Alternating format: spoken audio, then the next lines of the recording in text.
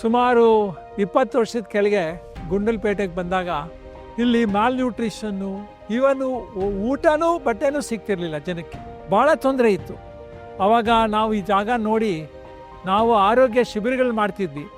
ಆರೋಗ್ಯ ಶಿಬಿರ ಮಾಡಿ ಏನು ಪ್ರಯೋಜನ? ಅವರ ಆರ್ಥಿಕ ಸ್ಥಿತಿ ಮುಂದೆ ತರಬೇಕು. ಈ ವಿಚಾರ ಯೋಚನೆ ಮಾಡಿ ನಾವು ಸ್ವಸಹಾಯಕ ಸಂಘಗಳು ಶುರು ಮಾಡಿದ್ವಿ. ಸ್ವಸಹಾಯಕ ಸಂಘ ಅಂದರೆ ಮೈಕ್ರೋ ಕ್ರೆಡಿಟ್ ಪ್ರೋಗ್ರಾಮ್. ನಮಗೆ ಆರ್ಥಿಕ ಸ್ಥಿತಿ ಉದ್ಧಾರ ಮಾಡೋದು ಭಾಳ ಮುಖ್ಯ.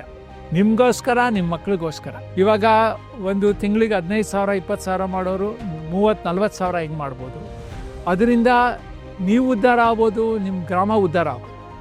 ಇದರಿಂದ ನಮ್ಮಲ್ಲಿ ಏನು ಅಂದರೆ ಅವರು ನಮಗೆ ಆರ್ಥಿಕ ಸ್ಥಿತಿ ಬೇಕು ಅಥವಾ ಯಾವುದೋ ಒಂದು ಕೆಲಸ ಮಾಡಬೇಕು, ಒಂದು ಅಂಗಡಿ ಯೋಚನೆ ಮಾಡಬೇಕು, ಟೈಲರಿಂಗ್ ಮಾಡಬೇಕು ಅಂದರೆ ಸಾಲ ತೊಗೊಬೋದು. ಸಾಲ ಕಡಿಮೆದಲ್ಲಿ ತೊಗೊತಾರೆ, 10% 11%.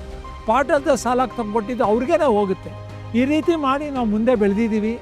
ನಮ್ಮಲ್ಲಿ ಇವಾಗ ಸುಮಾರು 100 ಸಂಘಗಳಿದೆ. ಸಂಘಗಳು ಜಾಸ್ತಿ ಆಗ್ತಾಯಿದೆ. ನೀವೆಲ್ಲ ನೋಡ್ದಂಗೆ ಜನಗಳು ಹೆಮ್ಮೆ ಪಡ್ತಾರೆ.